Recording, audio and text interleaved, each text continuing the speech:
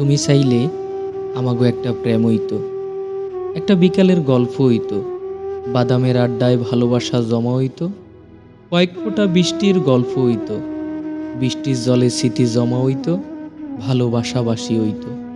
তুমি চাইলে অন্য প্রেমিকদের মতো আমাগো মাঝে মধ্যে সামান্য ঝগড়া হইতো, একটা নির্গুম রাইতের গল্প হইতো, জোনাকির আলোয় দুজনে অভিমান জমাইতাম।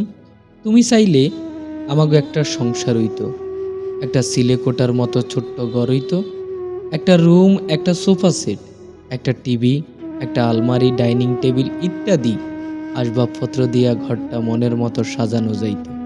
তুমি চাইলে আমাগো একটা রাজকন্যা হইতো, তার নাম রাখা নিয়া খুনসুটি হইতো, তারে লইয়া আমাগো একটা ভিন্ন জগৎ হইতো, তিনজনের ছোট্ট সংসার হইতে পারত।